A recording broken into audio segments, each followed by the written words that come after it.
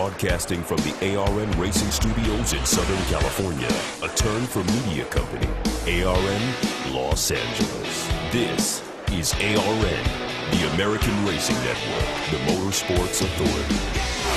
Now, drivers, start your engine! You're shifting gears on ARN with Alan Bailey. Well, there goes the neighborhood. You name it, we got it. NASCAR. He's going to do it. He's going to win the race and the NASCAR Sprint Cup Championship. California's Kevin Harvick does it. Holy cow! IndyCar. Will Power is an IndyCar champion. Thank you, Will. Drag racing. Jason line red lights and gives it away. Erica Ender Stevens becomes the 17th champion in the history of funny car with a hammer down throw run. Supercross. Ken rocks it to the finish line. He wins the season opener here at Angel Stadium. So much more. So get ready. You're shifting gears on ARN with Alan Bailey.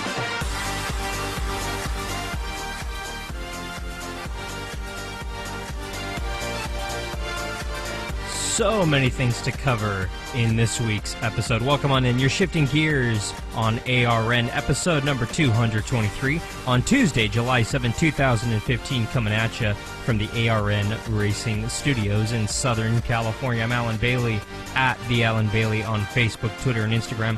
Also, the phone number which you can call and text at any time. It's 720-600-RACE. That is 720-600-7223. Standard text messaging rates do apply on that one. Wow, what a weekend in Daytona for NASCAR. Oh boy, oh boy. Yeah, anytime that I get to say that people in the grandstands were treated and released from the infield medical center and one spent the night in the hospital, I wouldn't classify that as a good weekend, but I wouldn't classify it as a horrible weekend either, and I know that does sound grim. On the bright side, Dale Earnhardt Jr. picking up the win out in Daytona. On the negative side, Austin Dillon being flown into the catch fence at the Daytona International Speedway on Sunday night and Monday morning, depending on where you live in this country, or in the world for that matter, and Austin Dillon, by the miracle, by the hand of God, was not injured. No serious injuries in the grandstands. Thank God. That was a miracle. You can't tell me that that wasn't a miracle. Austin Dillon should have been seriously injured right there. Had it been even 3-4 years ago, I think Austin Dillon would have been seriously injured, if not worse. And he walked away. Had this been 10 years ago, we'd be having a very different show today. I just know it. I can feel it in my heart. But you know what? Austin Dillon got out of that car, he walked away, and he lived to walk us through what basically was a very, very violent, just undescribably ugly wreck. Coming off of 4, felt like we were in pretty good position. I knew that we were going to have a good finish there, and the 11, when it got turned, it threw sparks everywhere. I kind of knew that we were in a bad situation at that point when he was turned in front of us. The car, when he connected with us, it was kind of really quick at that point. I just remember getting launched up. And then the first violent part of the wreck was, when we turned upside down, it just happened so quick. And I knew at that point it was going to be big. Tensed up and kind of just really gripped the wheel hard. When we hit the catch fence first, I didn't realize kind of where I was. I knew the whole time where I was, but I didn't know where I was on the track, if I was getting hit by a car or what it was, because it happened so fast, obviously. As we came down, I was just kind of talking to myself the whole time, like, you're almost through it, hold on, and then I thought it was over, and then when Brad came through and hit us at the end, it was pretty hard, that last lick, but shortly thereafter, it felt like no time that there was guys at my car. As soon as I got to the car, I felt pretty comfortable there. There was people around, that we were going to be okay. The biggest fear as a driver is probably fire would be the next thing you worry about. So the oil kind of running around the car at that point, I just wanted to get out. I told him I was okay, and worked my way out of the car and got away from it. That was Austin Dillon in a media conference call earlier today, and I have no idea how he walked away from that one. I mean, NASCAR has made some serious safety innovations in the car, with the catch fence, on the racetrack in the last 3 years, give or take, ever since we saw Kyle Larson's car basically have a very identical crash at the Speedway in the what is now Xfinity Series race back in February a few years back. And NASCAR and the Speedway, to their credit, stood up and said, you know what, this is bad, this is a wake-up call. We had 30-something people get injured in these grandstands. We need to do something. And part of the Daytona Rising renovation package that's going on right now at the Speedway is they moved those grandstands back, further back from where they were at the time of the crash 3 years ago. I think that played a huge contributing factor, because if you look at the replays, and the videos are up on arnrace.com and the various social media websites as well, at arnrace. You can also use the hashtag ARNRace to check them out there as well. But basically, it was extraordinarily ugly. You can't tell me it wasn't, because it was one of those things where you just kind of stopped and went, oh my gosh, what was that? It was undoubtedly the worst crash I've ever seen in my life, and I'm being 100% serious right here, because it's something that really grabbed your attention and made you go, oh my God. It made you stop and go, wow. And what about the scene of all those crew members from the 88 car, from the 13, from the 48, and from the 5, all running out to Austin to basically make sure that he was still alive and well and with us. And they were there within moments. After Brad's car hit Austin's car, which was upside down on the apron, within moments of that car coming to a stop and cars not coming by at speed, you had a number of crew members. Even though technically it's against NASCAR policy to do it, a number of crew members running out onto pit road saying, you know what, screw the rules. There's another human being in that car. I need to make sure that that person's okay. I need to try to help that person.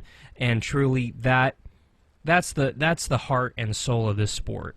And it gave me great pleasure to put up the story on Air and Race earlier today that NASCAR announced that no penalties will be issued for those crew members who went out to aid Austin Dillon, and that one was very cool. Steve O'Donnell confirmed to NASCAR XM Sirius Radio today that pit crew members of Dale Earnhardt Jr., Casey Kane, and Casey Mears were among those, and none of them will be suspended. No penalties are going to be issued for that, even though technically they should. NASCAR is turning a blind eye at this one, and I guess really there's kind of, you know, good and bad with this. On the bright side, I don't think that any crew member should be penalized in this situation, because in that situation you're purely thinking, oh my God, I need to help my fellow man.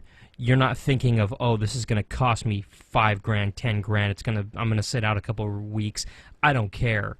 And frankly, if I was in that position as well, I'd say screw the money, screw me not being able to come to work next week. I want to make sure that that human being is going to be able to walk out of there. And Austin was able to get out of the car. And how much of a collective relief was it when all the crew members held up their thumbs and gave a thumbs up that he was okay? That, oh man, that one was a load off your mind right there. We're going to talk about all the changes that Daytona's done, that NASCAR has implemented, and everything that has gone into Austin Dillon's car, as well as all the other cars out there, and why Austin was able to walk away. Also, Steve O'Donnell, NASCAR Executive Vice President, is going to join us a little bit later. He sat down with the media. We're going to play you some of his audio talking about everything that happened and everything that transpired this weekend. A lot of controversy, not only about the crash itself, but also about the start time of the race, almost 3-hour delay, no green flag until a little after 11 p.m. local time on a Sunday night. Plus, NASCAR, why were we racing on a Sunday night anyway, when everybody's got to get up early in the morning to go to work on a Monday? Seriously. We'll talk about that and why the change and everything. It kind of sort of makes sense, but not really at the time. We've got audio, and it's some of the most chilling audio I think I've ever heard in my entire life. Jimmy Johnson, Kurt Busch, the 22 radio, the 15 radio during that crash. We'll play that for you, as well as Austin Dillon's in-car audio from the crash, as well as the moments after the crash. You want chilling?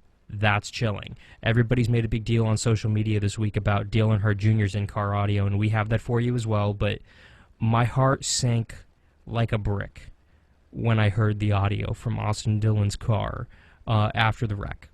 It truly did, and my heart stopped. And even though I knew Austin was okay, when Richard Childress got on the radio to check on his grandson, you better stop and you better listen. You don't want to miss that one. We're going to have that for you in a little bit.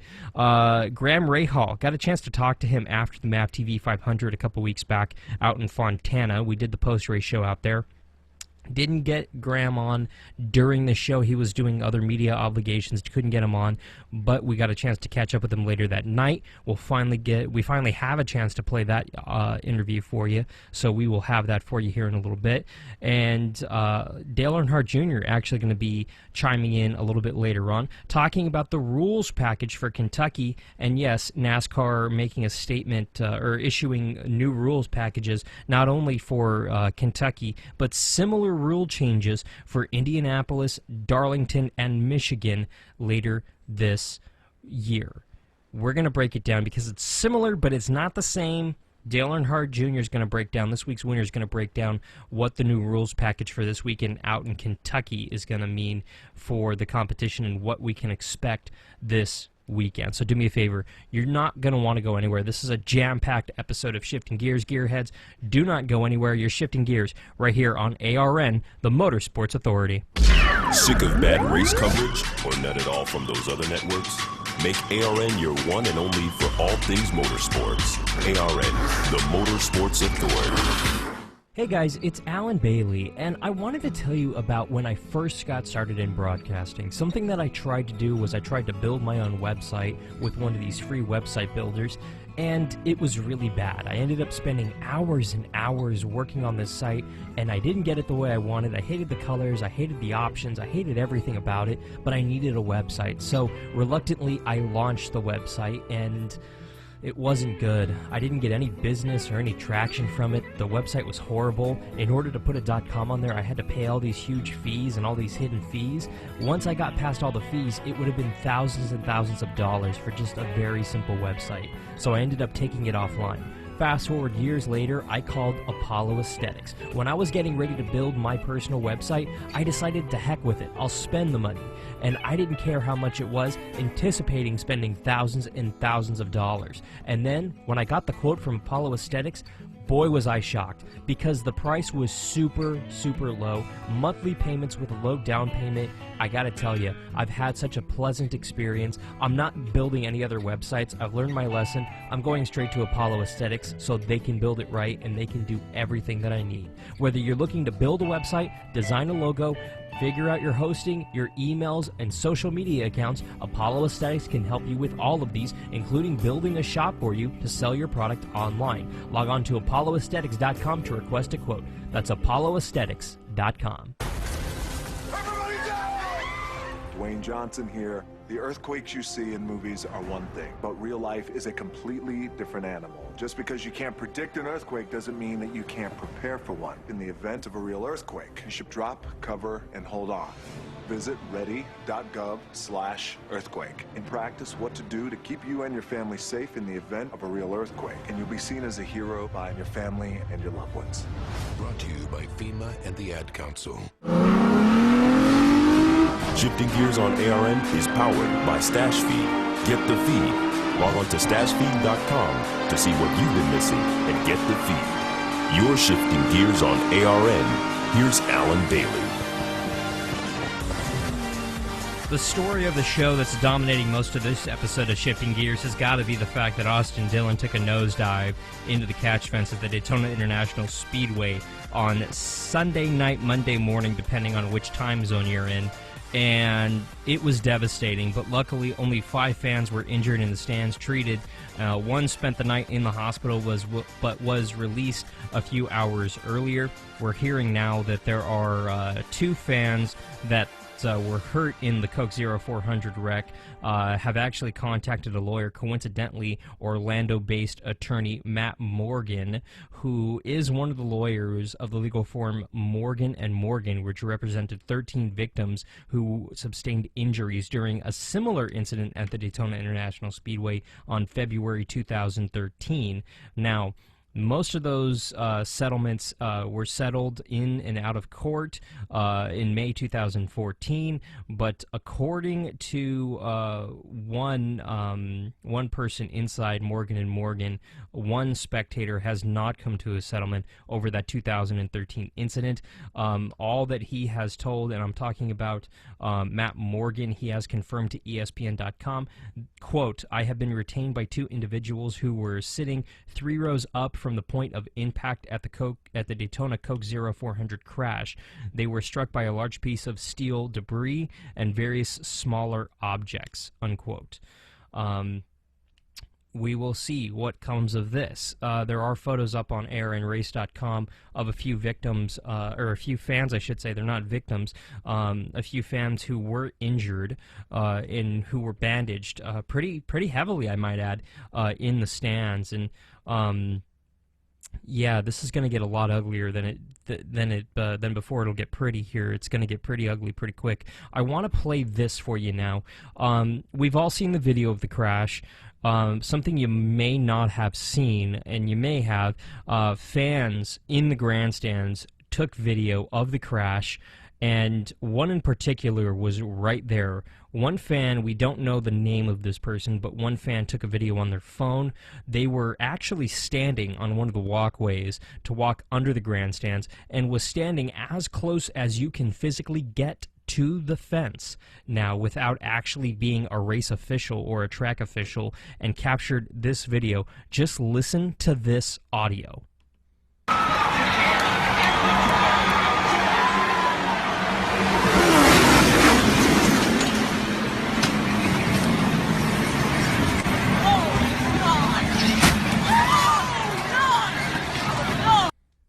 That was one video. That was actually from Instagram. This one is a few rows up, actually. It's right where Austin Dillon, it's taken from right where Austin Dillon actually came to rest at the exit of pit road. Take a listen to this and the fan reaction as not only Brad Keselowski's car comes barreling back in to Austin Dillon, but as pit crew run out to him. Listen to this audio, listen to these fans, and the sheer horror.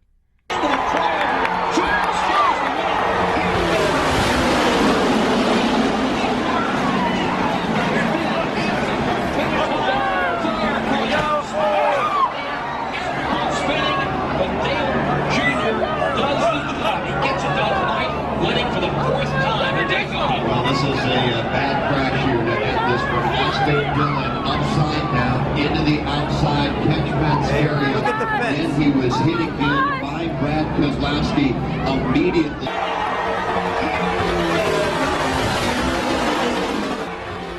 Pretty dramatic audio right there, and you can tell the overall feeling in the grandstand was not, wow, that was a great finish. It was sheer horror, disgust, concern. But when Austin got out of the car, you can hear it. Just sheer joy and relief from the crowd. And it's very much welcome.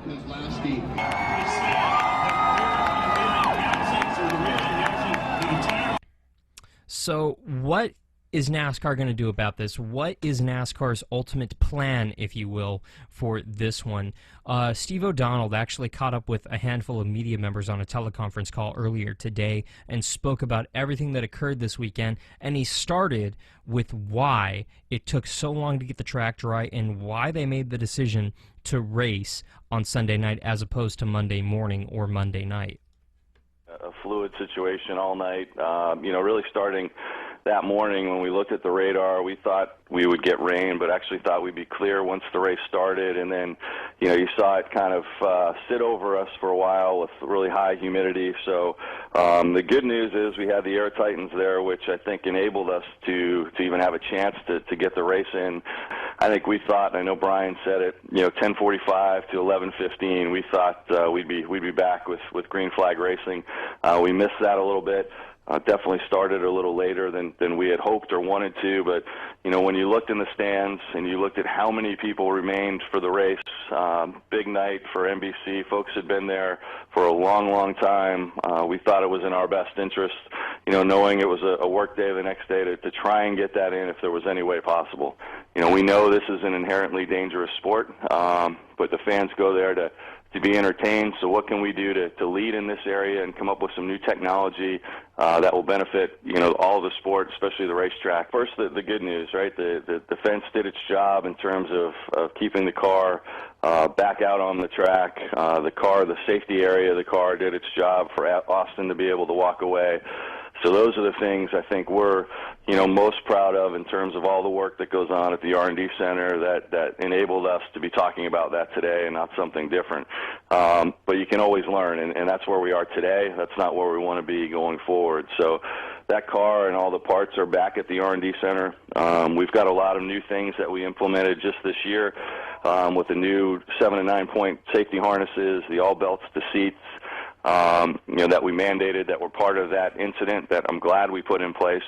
The incident data recorder that we have, that'll give us really over 10,000 samples per second, of that incident. That's goes for 20 seconds. So our guys, John Padillac, Tom Gideon back at the R&D Center, David Green, that's all they do day in and day out is work on safety. So they're going to be poring over that data, looking at what improvements we can make from the car. Two things you never want to see, right, guys? How to get up in the air, and then how did it get into the fence. So both of those we need to work on, and we are doing that. Knowing that fans want to be entertained, want to have the sight lines, but if there's something we can bring and lead, this is an issue in all of sports. And, if we want to lead in technology, this is certainly an area we can do that. Look no further than the improvements Daytona made with the crossover gates, and they really led in that area. And that's something that goes kind of back and forth of, we have the benefit of seeing not only what goes on in NASCAR, but really all of motorsports and sports for that matter, and can share best practices with the tracks. They also have their own experts in those areas that'll look at new technologies each and every day as well. So, and I would look for us probably to have, a third party involved as well to look at, what technologies are out there. I can promise you there'll be some changes because we learn every time. We never want to learn in a situation like this in terms of having to have that happen. But our folks at the R&D Center are the best in the world. We're the only sport that has this, and I'm confident, they'll continue to add new safety technology not only to the car, but I think we'll be the leaders in all of sports as well on looking at fan initiatives also. That's NASCAR Executive Vice President Steve O'Donnell right there. He sat down with the media in a NASCAR teleconference earlier today and spoke about the crash and a number of other things. A lot of information right there. Namely, I like the fact that he acknowledged that they still have work to do, because you do. It's a very bad situation whenever a car gets airborne, especially gets into the catch fence. That catch fence is meant as a last resort, and even though I hate to admit it, the catch fence did do its job. It stopped that car from going into the grandstands. It kept most of the components out of the stands. Yeah, there were a few that actually went into the stands, and yes, unfortunately, 5 people got injured, but for the most part, it did its job. 3 years ago, 30 people got hurt. 30. This is a big step forward. Now, is the job done? No. The second you think that your job is done, advancing safety features is the time that you're going to kill somebody. And NASCAR's not there exactly yet, but they're frankly tiptoeing very fine line right there. So whether or not this actually goes forward and whether or not this actually becomes something, I don't know. We'll see what NASCAR responds here. I like the fact that they're talking to outside parties, to other people who are experts when it comes to the actual, safety innovations and safety analysts and things like this. It's not just a bunch of NASCAR R&D people going, well, this will work, well, this is cost effective. It's people who are actually sitting down, who get paid to do this, who are objective to NASCAR's bottom line, which frankly, this is what we need to do. Now, drivers have voiced their concerns. Ryan Newman namely spoke out, Austin Dillon's teammate, saying, quote, NASCAR got what they wanted. That's the end of it. Cars getting airborne. Unsafe drivers, same old stuff. They just don't listen, unquote. Yeah, I don't think that NASCAR necessarily wanted this, and I attribute Newman's comments to speaking out of frustration and anger. Even Jeff Gordon said after the race, quote, I'm glad I have only one more restrictor plate race left, unquote. This is out of emotion. Jeff is talking out of emotion. Ryan Newman is speaking out of emotion too. Because when you see a car go into the fence like that, your life's going to flash before your eyes. As a driver, you take risks. That's part of your job. If you're not okay with taking those risks, hang up your helmet, period. Because that's when you're going to start to have issues. And no, I'm not saying that these drivers need to get over it. I'm saying that they were speaking out of emotion. NASCAR does need to make some drastic changes. They truly do. One analyst said, well, no more green-white checkers because the crashes happen on green-white checkered finishes. That's the most idiotic thing I've ever heard. That's like saying, well, since we only get hurt when we're racing, we should stop racing. That'll eliminate the problem. Right. It's nonsense, and it's just trying to find an answer where, unfortunately, there is none right now. What'll happen over the course of the next few weeks is still a big question mark. There's lots of things going on that, frankly, we're still digesting. There's a lot of information that's still being processed right now. But ultimately, we can't sit there and try to diagnose every little thing because NASCAR has people for that. NASCAR not only has people at the R&D center who are poring over that catch fence, who are poring over that race car right now, and hours and hours of video footage of this, but also people who are coming from the outside, from safety institutions who are coming in to try to figure things out, because there are a lot of things that need to happen so that we don't see cars get into that catch fence anymore. Now, they made a number of safety changes which are welcome, but my simple solution is this: build a secondary catch fence. I know it sounds weird, but you have a catch fence that's right up against the safer barrier and right up against the wall. Why not build a second safer barrier, a second fence, if you will, right up against the fans? That way you have all that area in which debris can slow down and a secondary catch fence system to catch the debris that comes through that catch system. Is it overkill? Absolutely. But ask the 30 people that got hit 3 years ago and the 5 people that got hit a couple days ago if they wouldn't mind looking through a secondary fence at racing. I think they'd be okay with it. Now, this is an idea. It's going to cost a lot of money to put in, but the tracks are going to do it. NASCAR and Daytona International Speedway made wholesale changes to the infield area of the apron on the racetrack, especially coming off of the start-finish line right there, right where Kyle Busch racked. Keep in mind, to put safer barriers in, it cost about $500 per foot. This is a 2.5-mile racetrack. Do the math on that one. It's going to cost a lot of money to put safer barriers around every inch of the racetrack, but it seems like Daytona International Speedway is moving in that direction. They paved a good amount of the infield of the racetrack. We're not seeing a whole lot of grass down there anymore, and that's a good thing. The fact that this track is actually standing up going, you know what, we're making some wholesale changes. That's a really, really good thing. Now, what we're going to go ahead and do here is we're going to go ahead and step aside for a break one more time. But before we do that, I want to get you in the heads of everything that happened this weekend at the Coke 0400. These are the sounds of the Coke 0400 at Daytona.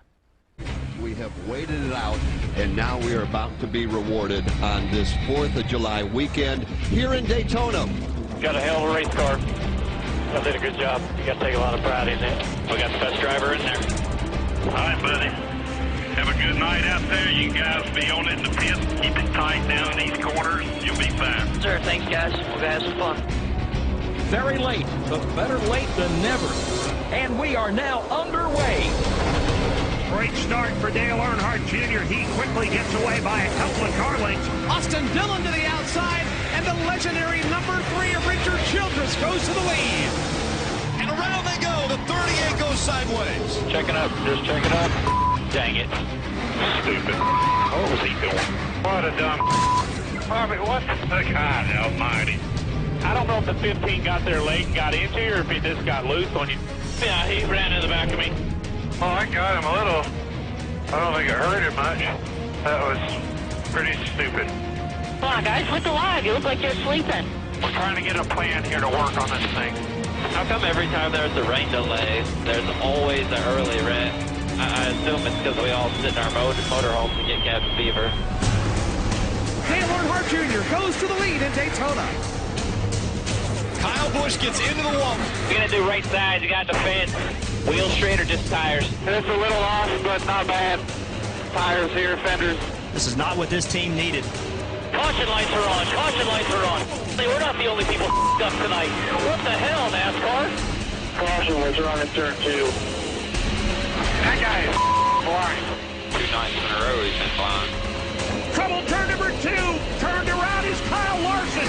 Stay high, keep digging. Clear low, easy. Check up. He's coming up. Damn it. Into the wall. Hard goes Carl Edwards. Tried my hardest, guys. Damn. Matt Kenseth is turned around. Joey Logano was involved. Front end damage this time. That's going to take a bunch of them out right there. We're done. Again? Yeah, for another one we had missed. Awesome. Wasn't nowhere to go for that one, was there? Hell no, there wasn't nowhere to go. They all just wrecked, and there they were on the hood. One car off the racetrack, and Sam Hornish Jr. He'll spin to the inside, through the grass. The car cartwheels up into the air. We're hard in the grass. One just completely dumped us. No excuse for it. I don't know why he would wreck us. He just kept coming down, and the last 5 laps, he really lit off. Looks like we're going overtime again at Daytona. Hi, buddy. It'll be a green and white checker. I'm going to try to let you go on Dale's hand when he waves his hand, so be ready. It'll be before the lines, I bet. How this thing will shake out is probably anybody's best guess. Ready, green. Going. Green flag. Junior and Jimmy side by side. Junior tries to break out, but Jimmy hangs tough with him. For all the marbles, and Earnhardt is away with the lead. Dale Earnhardt Jr. at the front of the field. He will see the white flag in the air. 48 outside and protect the high side again. Protect the high side from the 48. Here comes the 48. Now as they race halfway down the back straightaway, here's Junior. He'll jump up in front of Jimmy Johnson. Keep coming here. Both coming. Here comes the 11. Check the bottom. Checker flag right here. He's been dominant here throughout the evening. At Daytona, the final time off turn 4, Dale Earnhardt Jr. with the lead. Dale Earnhardt Jr. to the bottom of the track. Junior will win at Daytona, and the big one happens behind them. Oh, no! Oh, my God! Holy that looked awful.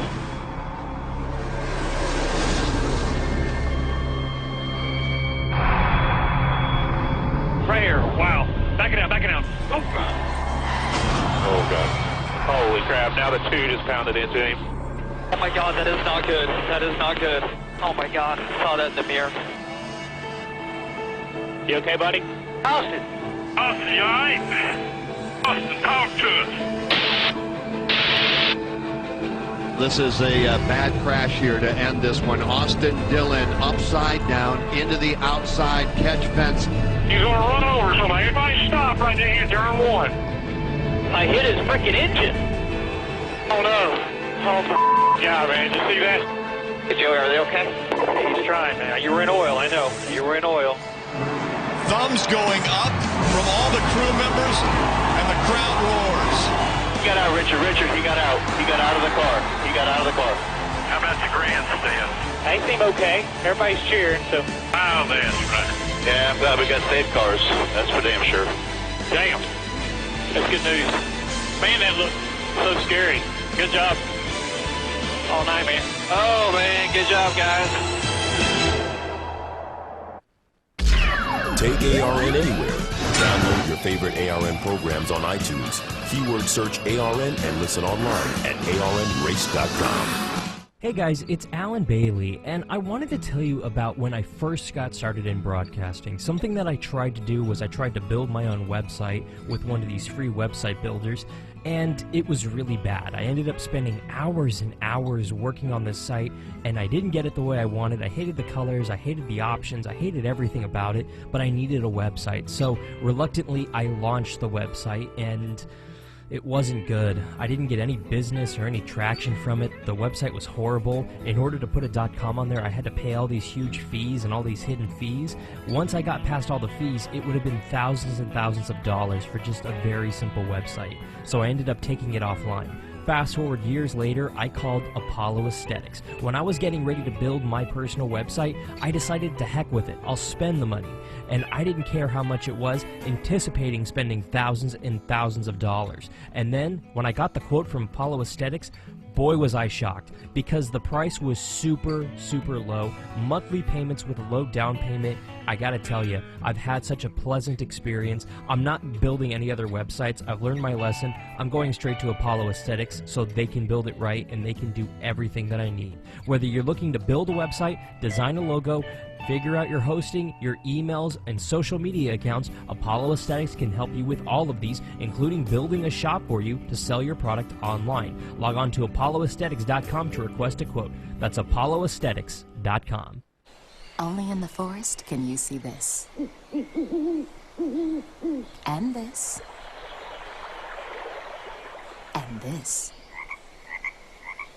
But nothing beats the moment you see that. Cool! That's your child's eyes opening up to a world of possibilities. I didn't know it could do that! Because one trip to the forest can spark a world of difference. There are some moments only the forest can inspire. Find yours at discovertheforest.org.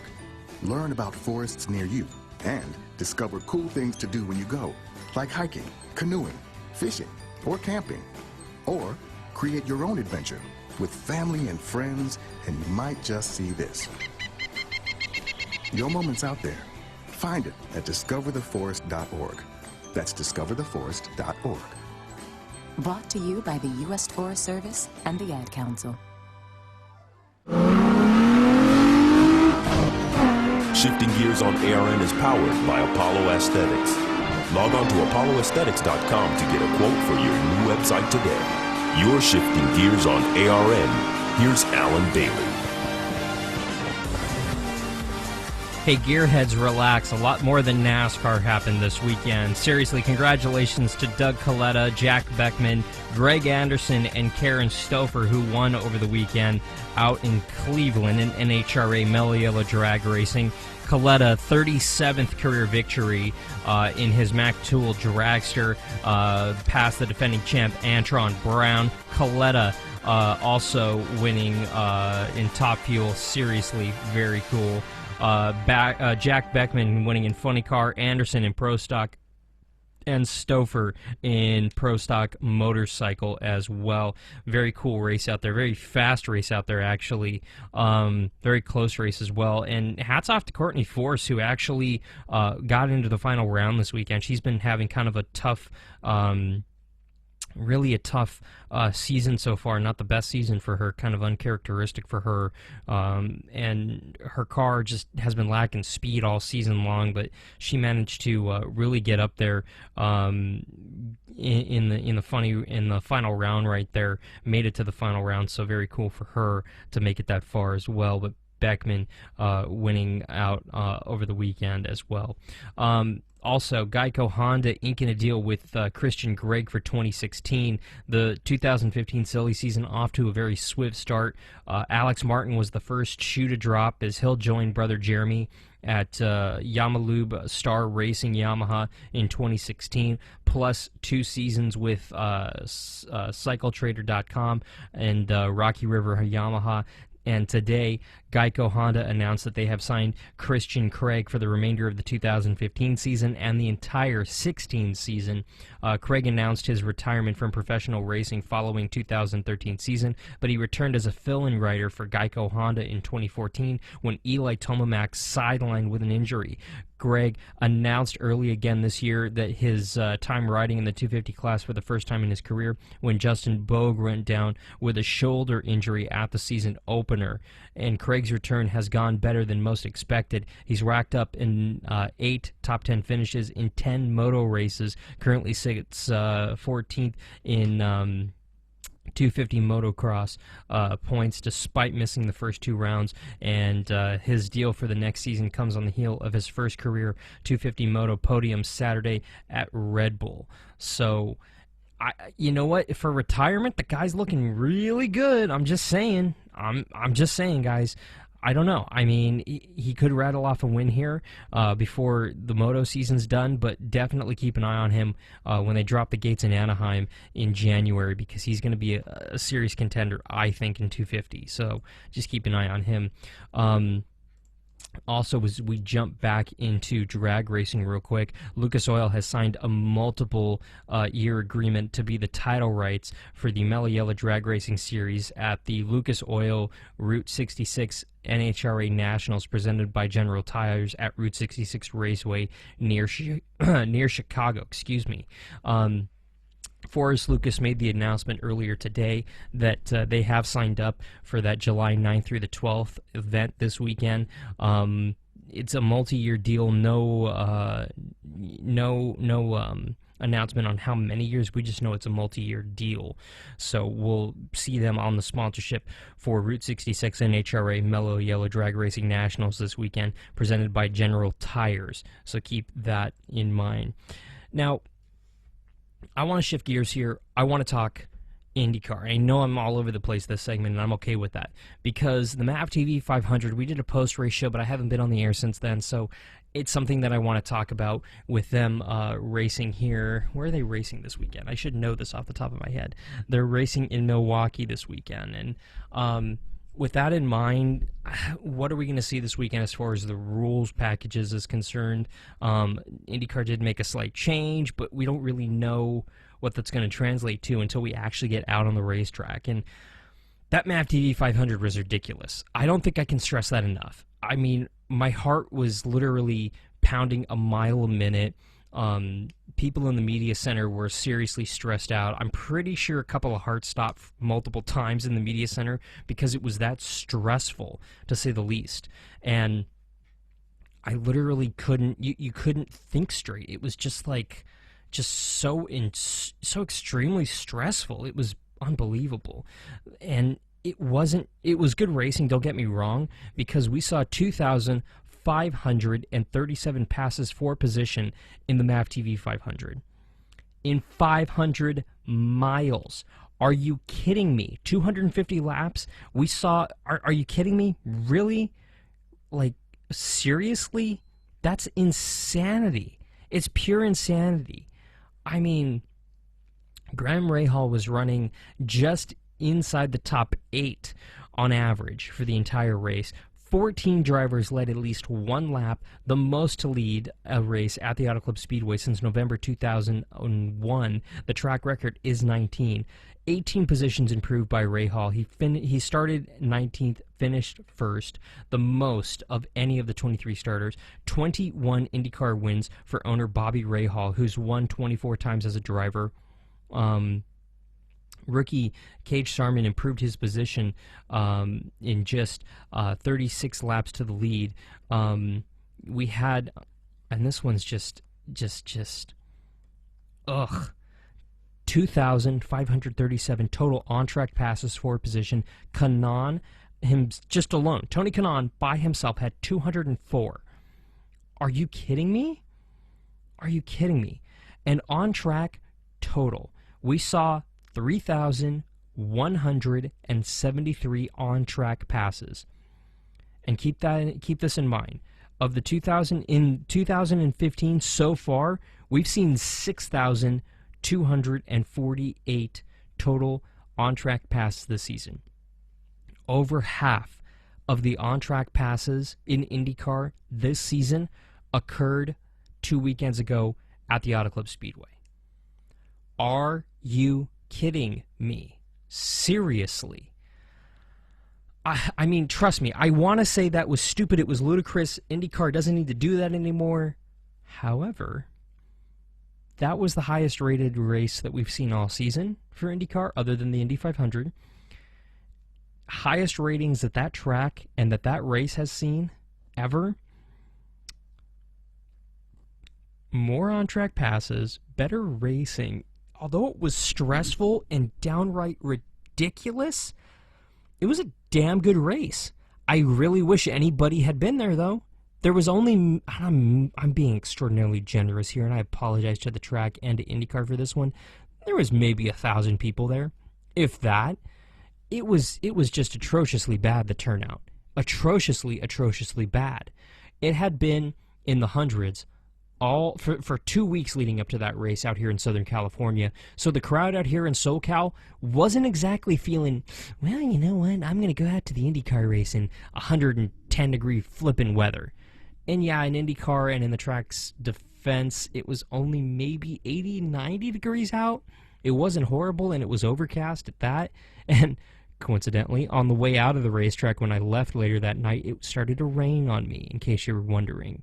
So the weather actually was a little bit better than what we had seen, but it was still bad. It's so bad. Such a bad turnout. I'm not even joking right now. Ay. That was just not fun at all. Oy. But what will IndyCar do this weekend? What's it going to look like this weekend at Milwaukee? I don't know. We'll see. We honestly will, because it's one of those let's wait and see what happens kind of things. Speaking of wait and see what happens things, Dale Earnhardt Jr. weighed in on the rule package change for this weekend at Kentucky. Things are going to look a lot different than as far as the race goes. You know, I think you could put about any spoiler on the cars, change the aerodynamics however you want. The race is really going to look similar. That's a rough racetrack, real kind of slick, old asphalt. So the cars are definitely going to get spread out at some point or another. You're not going to be able to, NASCAR wants to have close racing. The fans want to see close racing, but it's inevitable at some point in the race that those cars are going to get away from each other, and you're not going to get, semi-pack racing at these places throughout the entire event. But this new package is probably going to make the cars harder to drive. Definitely taking downforce away, it makes the cars more challenging to drive. I think that's probably more appealing to the fan, that the car is more of a challenge. It's a tougher challenge to try to get the victory driving the car when it's not driving so good. So, maybe we'll move around and use up more racetrack, trying to find grip. So that'd be interesting to me if the groove widens out there. But I think it's nice that they're trying things. I think it's good that they're open-minded to make this kind of a change in the middle of the season. So I applaud NASCAR for trying to make things better. That's the winner of the Coke Zero 400 at Daytona this weekend. That's Dale Earnhardt Jr. talking about the rule changes coming up this weekend at Kentucky. NASCAR made more announcements today, announcing that they have new aero packages for the Indianapolis Motor Speedway, Darlington Raceway, and Michigan International Speedway. NASCAR announced that at Michigan and Indianapolis, the higher drag package will include a 9-inch spoiler, a 1-inch wicker build, a 43-inch radiator pan, and a 2-inch splitter leading edge. The rule packages for Darlington will be the same, except at Kentucky, which is a 3.5-inch spoiler, a 25-inch radiator pan, and the splitter overhang will be 1 3/4 inches less. At Richmond, we're going to see a new tire for the Cup teams as well. So lots of changes. NASCAR's changing things up. Expect everything to be different. This weekend's really going to be the gauge as to what we're going to see in the weeks to come. Will it be positive? Will it be negative? The only real way to tell? Watch the race. Every single driver is going to act differently. Every single team's going to act differently, because this is a truly new package. This is 100% new. What we're seeing this weekend at Kentucky, hypothetically, is what we're going to see in 2016 with the rules packages, but honestly, we don't know that yet. NASCAR, it's very fluid for them. If they like one thing and not another, they'll change a little something and then add that to, Indy or Darlington or Michigan. We don't know. It's kind of trial and error with these 4 events in 2015, so we'll see what happens along the way. Now, what we'll go ahead and do is we'll step aside here for the final time. When we get back, had a chance to catch up with Graham Rahal after he got the checkered flag at the MAV TV 400 out at the Auto Club Speedway. So we'll go ahead and play that interview for you when we get back. Don't go anywhere. You're shifting gears right here on ARN. Sick of bad race coverage or none at all from those other networks? Make ARN your one and only for all things motorsports. ARN, the Motorsports Authority. I wasn't prepared to be a caregiver to Mom. I had no idea how hard it would be and what I would need to know. Things I never thought of, like how to improve her mood and ways for me to stay positive. Luckily, I found the Caregiving Resource Center from AARP. It had articles about the basics, but also information about the hurdles I was facing. Caregiving Resource Center at aarp.org/caregiving. Articles, tips, and tools to help you both care for your loved one and care for yourself. Brought to you by AARP and the Ad Council. Hey guys, it's Alan Bailey, and I wanted to tell you about when I first got started in broadcasting. Something that I tried to do was I tried to build my own website with one of these free website builders, and it was really bad. I ended up spending hours and hours working on this site, and I didn't get it the way I wanted. I hated the colors, I hated the options, I hated everything about it, but I needed a website. So reluctantly, I launched the website, and it wasn't good. I didn't get any business or any traction from it. The website was horrible. In order to put a .com on there, I had to pay all these huge fees and all these hidden fees. Once I got past all the fees, it would have been thousands and thousands of dollars for just a very simple website. So I ended up taking it offline. Fast forward years later, I called Apollo Aesthetics. When I was getting ready to build my personal website, I decided to heck with it. I'll spend the money. And I didn't care how much it was, anticipating spending thousands and thousands of dollars. And then, when I got the quote from Apollo Aesthetics, boy was I shocked, because the price was super, super low. Monthly payments with a low down payment. I gotta tell you, I've had such a pleasant experience. I'm not building any other websites. I've learned my lesson. I'm going straight to Apollo Aesthetics so they can build it right and they can do everything that I need. Whether you're looking to build a website, design a logo, figure out your hosting, your emails, and social media accounts, Apollo Aesthetics can help you with all of these, including building a shop for you to sell your product online. Log on to apolloaesthetics.com to request a quote. That's apolloaesthetics.com. Shifting Gears on ARN is powered by Stash Feed. Get the feed. Log on to stashfeed.com to see what you've been missing and get the feed. You're Shifting Gears on ARN. Here's Alan Bailey.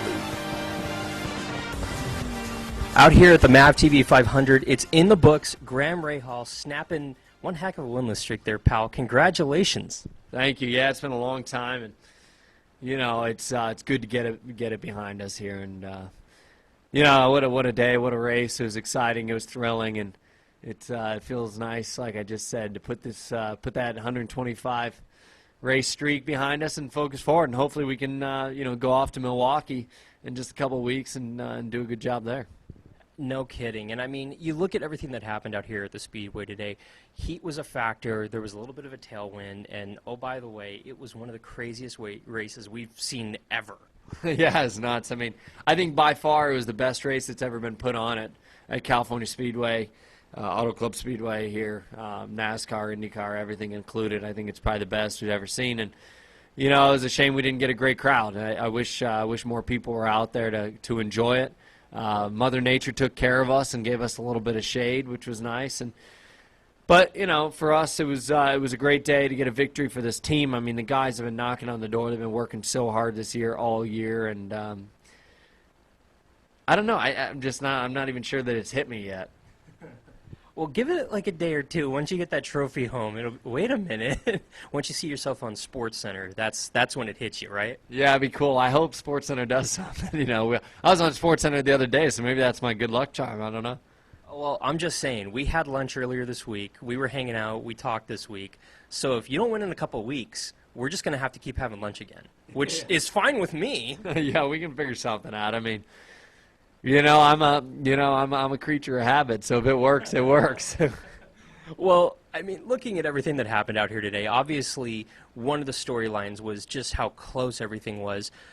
I'll be honest, we were on top of the terrace watching, and I think we were holding our breaths for most of these laps because how close you guys were was just, it was exciting, but it was nerve-wracking at the same time for us. Yeah, I got to watch it, you know, go back and see it, but obviously I lived it, but, you know, it's always hard. I mean, there's always a lot going on. There's a lot of people in different scenarios and stuff, and, you know, there was a lot of guys today making some bold moves, but, you know, I felt like you kind of had to a certain extent to get yourself to the front, and, you know, we got ourselves there, and like I said, we're going to go enjoy this one a little bit, and and we'll reflect on it later. But, you know, we want this to be fun for the fans. We want them to get into it. I think they saw craziness today, which they loved. We don't want to put our lives at risk any more than we have to, but, you know, the drivers also can drive smarter if they want to critique, you know, what happened in this event. And, you know, we'll just have to go forward and see how it goes.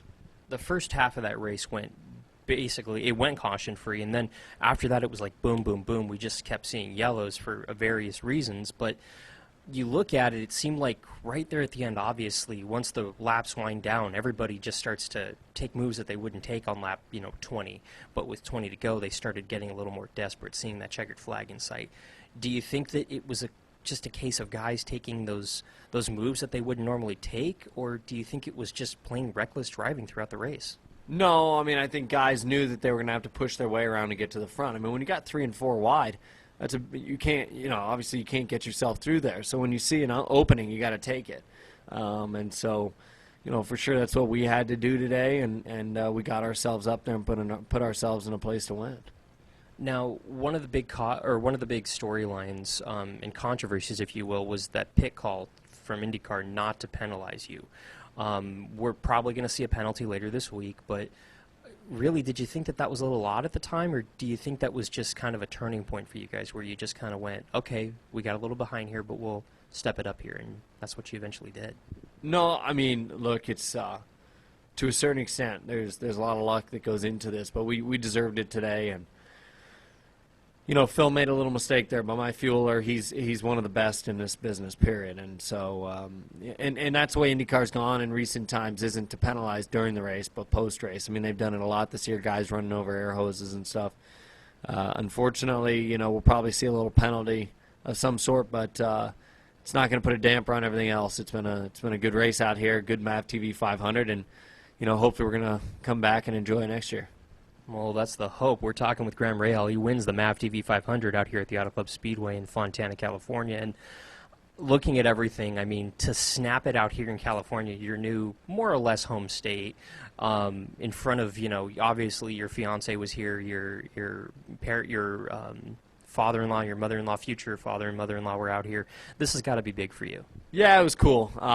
Court, the last 2 races she's been at, we finished 2nd and 1st, so I think there's a little pressure on her to come from here on out too, but it feels good, and we're going into an off weekend, 4th of July.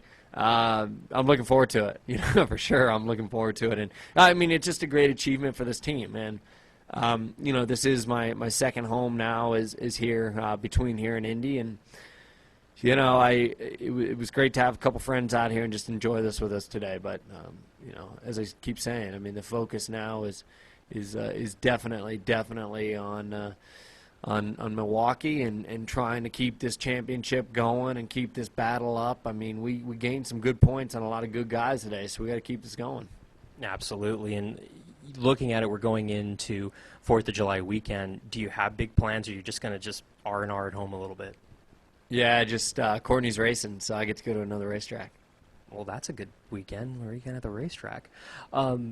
Looking at the number of tracks that we have available, only a handful of races, no more tracks like this, but before IndyCar goes back to a track like this, do you think that IndyCar really needs to look at these rule packages and really change some things, or are you willing to get back in a car knowing that this is what you're going to be racing on? Yeah, I mean, I'm willing to do it. I think, again, like I said before, you put yourself in risky situations at times out there. I mean, guys driving the way that they did, some of them didn't have to, and some of them still did. So they can complain about it all day, but I'm sure IndyCar will change the rules slightly coming back here for next year, and that's perfectly fine. I mean, like I said, I'm just going to enjoy this and focus on Milwaukee, and we'll worry about this next time. We got Pocono coming up, which is very similar to here, so we'll see what kind of package they come up with for there. Well, congratulations on your win out here. Hopefully doesn't take you too long to get your next victory. I think it's coming very quickly, but congratulations and have fun tonight. Thank you very much. That's Graham Rahal. Got a chance to catch up with him a couple of weeks ago after his victory in the MAV TV 500 out at the Auto Club Speedway in Fontana, California, and you could tell right there he was exhausted. It was about 7 o'clock local time at the time out there, and he had taken the checkered flag at about 4, so 3 hours of doing interviews and satellite things. He just was debt, to say the very least. But thank you to him for sticking around to catch up with us. It was very cool. I was literally his last interview of the day, and he literally told me, all right, I got to go change. I got to get to dinner, and took off, and he was a little late for dinner with his fiance. I'm sorry, Graham, okay? Courtney, it was my fault. Don't be angry at him. It was all my fault. I'll take responsibility on that one. My bad. My bad. And with that, we are out of time, but you can catch us every Tuesday night at 8 p.m. Eastern, that is 5 p.m. Pacific, right here on ARN. Now, for everybody here at the American Racing Network and Shifting Gears, I'm Alan Bailey. Don't forget, log on to arnrace.com to download this and previous episodes of Shifting Gears. You can also listen to the latest interviews, highlights, and you can catch up on all the latest news as well on arnrace.com. For everybody here at the American Racing Network, Shifting Gears, Turn 4 Media, I'm Alan Bailey. We'll see you at the track.